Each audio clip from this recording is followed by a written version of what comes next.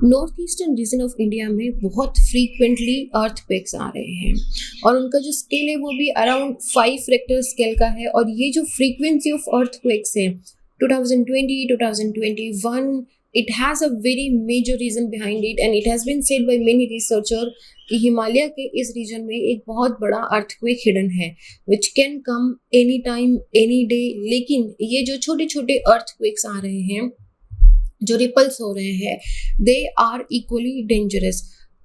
क्या सिचुएशन है north east में अर्थक्वेक की, इसके बारे में हम बात करेंगे आज।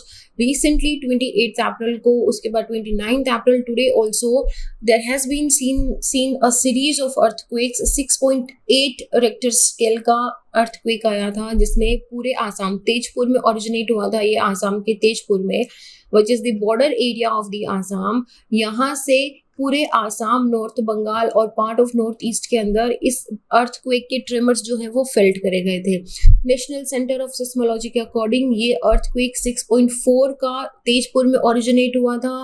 पहला अर्थक्वेक 7.51 AM पे, उसके थोड़ी देर बाद में 8 बजे पे 7 आफ्टर शॉक्स भी मेजर करे गए थे। तो ये मतलब आप देखो कि लगभग 2-2.5 घंटे के ड्यूरेशन के अंदर 7 अर्थक्वेक आ गए थे सिर्फ आसाम के सोनितपुर के आसपास विसिनिटी के अंदर। तो यूएस जियोलॉजिकल सर्वे ने जब इसका स्टडी करा रिसेंटली, मतलब they have all the equipments, और उसमें पता चला कि इसका शैलो डेप्थ है विच इज लाइक 18 किलोमीटर के 29 किलोमीटर 18 माइल पे इसका डेप्थ है, विच मीन्स इसका एपिसेंटर यहाँ पे था।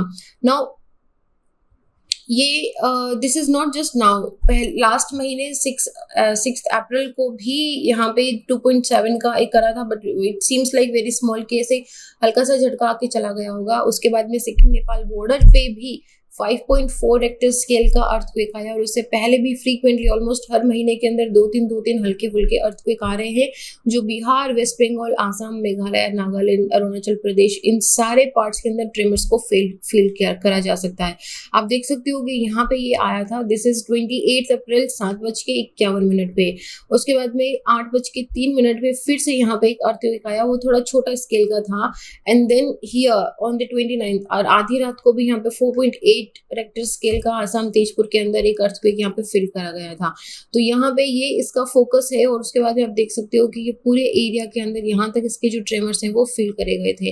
अगर आप दिल्ली में रहते हो तो आपको फील नहीं हुआ होगा क्योंकि दिल्ली काफी दूर है, लेकिन हाँ इस बंगाल तक, at least West Bengal and a part of a little bit of the Bihar तक, बिहार तक भी नहीं गया, वेस्ट बंगाल तक इसको फील करा गया था। तो ये जो अर्थक्वेक है, इन्होंने अभी, क्योंकि इसकी रेक्टर स्केल इतनी ज़्यादा नहीं है, लेकिन फिर भी इन्होंने काफ़ी जगह ज़मीन पे क्रैक डाल दिया है, बहुत सारी दीवारें टूट गई है, काफ़ी सारी एक्चुअली बिल्डिंग्स को काफ़ी नुकसान पहुंचा है।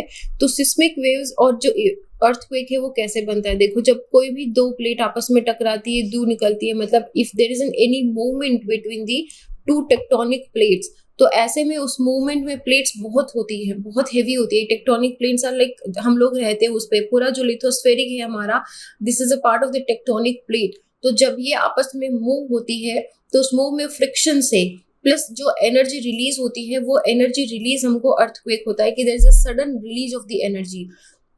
नाउ इसको आप ऐसे भी समझ सकते हो कि मान लीजिए कि दो हुक हैं आपस में, ये कहीं पे एक छोटे से पॉइंट पे अटक गए, मतलब you know like it just got stuck, it's not moving, and suddenly, क्योंकि क्या हो रहा है कि दोनों आपस में फोर्स लगा रहे हैं, दोनों एक दूसरे के ऑपोजिट डायरेक्शन में मूव कर रहे हैं, तो एट अ पॉइंट वो हुक टूटेगा, और जैसे ही वो हुक टूटेगा there will be a sudden release, मतलब जितना ज्यादा प्रेशर होगा, जितना ज्यादा हुक में फोर्स होगा, उतना ज्यादा जैसे ही हुक टूटा वो दोनों दूर जाके खींचेगी। दैट मीन्स कि there is a heavy release of energy. तो सिमिलरली यहाँ पे भी दोनों जो प्लेट्स हैं आपस में एक दूसरे से किसी भी तरीके से अगर वो मूव कर रही हैं, क्योंकि ये इंडो यूरेशियन प्लेट पे हो रहा है, तो दोनों आपस में कोलाइड कर रही है। कोलिजन की वजह से जो प्लेट में मूवमेंट हो रहा है वहां पे ये अर्थक्वेक रिलीज होता है। तो ये जो पॉइंट होता है जहां पे अर्थक्वेक, जहां पे एनर्जी रिलीज हो रही है इनसाइड ऑफ द अर्थ, इसको बोलते हैं फोकस पॉइंट। इसके बिल्कुल बिल्कुल ऊपर 90 डिग्री पे यहाँ पे एपिसेंटर होता है। एपिसेंटर सरफेस के ऊपर होता है, फोकस सरफेस के नीचे होता है, और ये यहाँ से फिर डिफरेंट टाइप की वेव्स होती है, surface wave and the body waves, P wave, S wave, Rayleigh wave, love wave. तो ये डिफरेंट वेव्स होती है जो पूरा डिजास्टर कर देती हैं। पॉइंट यहाँ पे समझने का ये है कि जो फोकस है इसकी डेप्थ कितनी है इस चीज से मैटर करता है। अगर इसकी डेप्थ कम है तो हम इसे बोलते हैं कि ये शैलो डेप्थ है, मतलब, और इसका जितना ज्यादा नीचे की तरफ सरफेस में डेप्थ होगा, जितना ज्यादा किलोमीटर में होगा, हम इसको बोलते हैं ये डीप फोकस्ड अर्थक्वेक है। डीप फोकस्ड का मतलब क्या हुआ कि सरफेस में बहुत नीचे इसका फोकल सेंटर है। नाउ इस चीज से आप क्या समझते हो कि शेलो है या डीप है? शेलो है का मतलब क्या है कि वो प्लेट्स ऊपर, मतलब शेलो डेप्थ के अंदर ही उसके अंदर एनर्जी या मूवमेंट हुआ है। डीप मतलब डेप्थ में कहीं पे जाके मूवमेंट हो रहा है, that is all about the movement. तो क्या रीजन है कि बहुत ही फ्रीक्वेंटली नॉर्थ ईस्ट के अंदर इतना ज्यादा अर्थक्वेक आ रहा है and should be really be worried? इसका तो ये क्वेश्चन ही गलत बनता है यहाँ पे। Yes, we should be worried, क्योंकि ये पूरा का पूरा एरिया बहुत ही फ्रिजाइल है। ये हाई सिस्मिक जोन 5 के अंदर पूरा एरिया आता है। हम अभी जोन का मैप भी देखेंगे। उसके साथ में ये एरिया एनवायरमेंट के हिसाब से भी, और यहाँ पे इंफ्रास्ट्रक्चर जो है वो हालांकि बहुत ज्यादा नहीं है, लेकिन एक बार हमने डिस्कस करा था कि चाइना यहाँ पे ब्रह्मपुत्र रिवर पे डैम्स बना रहा है, 9 डैम क्रिएट कर रहा है। तो इसकी वजह से भी हमने तब भी बात करी थी कि किस तरीके से ये इस पूरे रीजन के अंदर बहुत ही डेंजरस है कि अर्थक्वेक बहुत फ्रीक्वेंट हो जाएंगे and that might be one day जब बहुत ही सीवियर अर्थक्वेक भी आ सकता है। नॉर्थ ईस्टर्न रीजन पूरा high degree of risk and vulnerability का जोन है। यहाँ पे बहुत 1897 के अंदर जो अर्थक्वेक आया था शिलोंग में, इट इज कंसिडर्ड कि यूरोप के जितने बड़े एरिया को उसने डेवस्टेट कर दिया था। then in 1950s में आसाम तिब्बत में आया था 8.7 रिक्टर स्केल का, विच वाज वेरी ह्यूज। यहाँ पे बहुत डेवस्टेशन फैला था।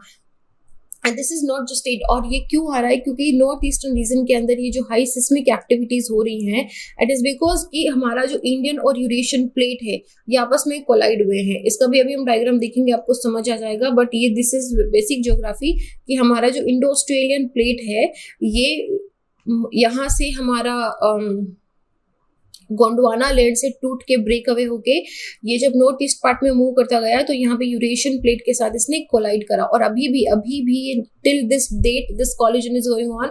अभी भी हमारी जो इंडो ऑस्ट्रेलियन प्लेट है ये यूरेशियन प्लेट की तरफ, ऊपर की तरफ नॉर्थ ईस्ट पोर्शन के अंदर मूव हो रही है। इस मूवमेंट की वजह से प्लेट टेक्टोनिक अभी भी यहाँ पे एक्टिव है और ये पूरा का पूरा एरिया अर्थक्वेक प्रोन एरिया के अंदर आता है। तो यहाँ पे 2 एक्टिविटीज होती है, कॉलिजन एंड सबडक्शन की। अभी मैं आपको एक्सप्लेन करूंगी कैसे। तो ये Indo Myanmar range IMR range है, यहाँ पे सबडक्शन टेक्टोनिक हो रहा है। सबडक्शन टेक्टोनिक की वजह से यहाँ पे अर्थक्वेक आप देख सकते हो कि ये पूरा जो रीजन है ये हाईएस्ट रिस्क का एरिया है। जोन 5 के अंदर ये एरिया हमारा नॉर्थ ईस्टर्न वाला आता है। इसके अलावा आपको दिखेगा कि यहाँ पे भुज कच्छ वाला जो एरिया है, this also very very high risk की अर्थक्वेक एरिया। आपको याद होगा कि कुछ टाइम पहले, कुछ सालों पहले यहाँ पे एक बहुत ही भयंकर अर्थक्वेक आया था जिसने पूरी तबाही मचा दी थी उस एरिया के अंदर। तो लिथोस्फेरिक सबडक्शन जो है हिमालयन प्लेट के अंदर, देखो आप एक बार इस डायग्राम में देखिए, राइट, सी ओके। सो जब इंडो यूरेशियन प्लेट आपस में टकराई तो यहाँ पे आपको 2 पोर्शन दिखाई देंगे। यहाँ पे देखिए, ठीक है, फोकस ऑन दिस एरिया, ठीक है, दिस एरिया। और यहाँ पे आपको दिखेगा डेप्थ है। तो यहाँ पे इस पर्टिकुलर जहाँ पे मैंने एरो बनाया यहाँ पे आपको डेप्थ नहीं दिखाई दे रही होगी कि यहाँ पे डेप्थ ऑलमोस्ट 0 है। पर यहाँ पे आपको कुछ किलोमीटर की डेप्थ दिखाई दे रही होगी क्योंकि ये थिक लाइन है ना। थिक लाइन है मतलब यहाँ पे ज्यादा डेप्थ है, तो मतलब ये सबडक्शन जोन है। तो जब हमारी इंडो ऑस्ट्रेलियन प्लेट यहाँ पे इस यूरेशियन प्लेट के साथ टकराई तो ये 2 पार्ट में है। मतलब जो ऊपर हिमालय वाला ये पोर्शन है, दिस पोर्शन, इसमें कॉलिजन हो रहा है। इसमें जो हिमालयन प्लेट है, जो इंडो ऑस्ट्रेलियन प्लेट है, ये नीचे सबडक्ट नहीं हो रही है, बल्कि इसका जो सबडक्शन है वो सीज हो गया था और अभी ये सिर्फ कोलाइड हो रही है, आपस में टक्कर होके हिमालय ऊपर की तरफ उड़ रहा है। और इसीलिए रिसेंट न्यूज में आपने पढ़ा भी होगा कि हिमालय की जो हाइट है वो कंटिन्यूसली इंक्रीज हो रही है। वेरेज यहाँ पे दूसरा एरिया है, ये वाला एरिया इंडो म्यांमार वाला। ये इंडो म्यांमार फॉल्ट के अंदर एक ओपिली फॉल्ट है। यहाँ पे सबसे ज्यादा अर्थक्वेक की सिचुएशन देखी गई है। और इस एरिया में आप देख सकते हो कि ये जो प्लेट है ये इंडो म्यांमार के यहाँ पे दिस इज सबडक्टिंग, ये अंदर सबडक्शन में जा रही है, मतलब ये इसको और भी ज्यादा सिस्मिक प्रोन बनाती है। तो यहाँ पे डीप फोकस अर्थक्वेक इसी रीजन के अंदर यहाँ पे सबसे ज्यादा आते हैं। तो ये मैप आपको ये बता रहा है कि Indo Australian, Indo Eurasian plate के अंदर भी हमारा एक जगह का एक तरह से प्लेट नहीं मूव हो रही है, एक तरह की सारी मैकेनिज्म नहीं चल रही है। सम पोर्शन पे it is only the collision, some portion पे आपको सबडक्शन दिखेगा। तो जहाँ पे सबडक्शन है वहां पे हमको ज्यादा अर्थक्वेक प्रोन सिचुएशन दिखाई देती है।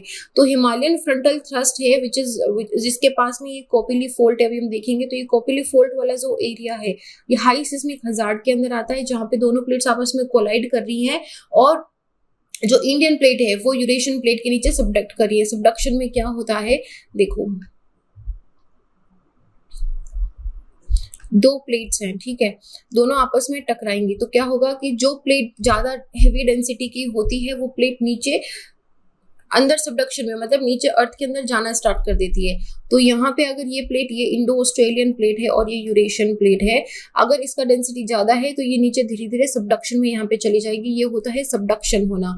तो ये जो हाई फॉल्ट एरिया या ये जो हाई हिमालयन फ्रंटल थ्रस्ट है जिसको हम मेन फ्रंटल थ्रस्ट भी बोलते हैं, अभी दिखाएंगे, ये जियोलॉजिकल फॉल्ट है जो इंडिया और यूरेशियन के, ये देखिए यहाँ पे ये दिखा है आपको main boundary fault, main central thrust, ये यहाँ पे बिल्कुल आपको दिखेगा एक कोपिली फोल्ट। यही कोपिली फोल्ट के पास ही यहाँ पे सबसे ज्यादा अर्थक्वेक दिखाई दे रहा है। ये लगभग 300 किलोमीटर का एक नॉर्थ वेस्ट साउथ ईस्ट, इस तरीके से दिख रहा है आपको, नॉर्थ वेस्ट साउथ ईस्ट के डायरेक्शन में इस तरीके से ये कोपिली फॉल्ट है, जो एक फॉल्ट है भूटान हिमालय से बर्मीज आर्क तक का। और यहाँ पे सबसे ज्यादा अर्थक्वेक्स हमको दिखाई देते हैं दिस पर्टिकुलर एरिया। अगर आप इस मैप में देखेंगे तो आपको दिख जाएगा, ये KF दिख रहा है, this is Kopili fault. Okay, so यहीं पे शिलोंग के पास भी एक बार बहुत ही भयंकर अर्थक्वेक आया था which was like considered as one of the most dangerous earthquakes happened. तो दिस कंप्लीट पिक्चर इज कि किस तरीके से अर्थक्वेक जो है वो कंटिन्यूसली यहाँ पे नॉर्थ ईस्टर्न रीजन में क्यों आ रहा है, क्या रीजन है। तो अगर आपको इसका रीजन देना पड़े तो आप इसका यही रीजन देंगे कि एक तो ये हिमालयन फ्रंटल थ्रस्ट या फिर मेन फ्रंटल थ्रस्ट के अंदर आता है, और दूसरा यहाँ पे कोपिली फोल्ट है, तो ये कोपिली फोल्ट की वजह से भी यहाँ पे, और दूसरा this is this subduction zone, तो सबडक्शन जोन की वजह से यहाँ पे काफी सारे अर्थक्वेक्स आ रहे हैं। तो दिस वाज अबाउट कि what are the different reasons की जिसकी वजह से नॉर्थ ईस्ट एरिया इतना अर्थक्वेक प्रोन एरिया है, और ये अभी स्टार्टिंग है, प्रोबेबली हमको आने वाले फ्यूचर के अंदर भी काफी सारे अर्थक्वेक्स देखने को मिल सकते हैं।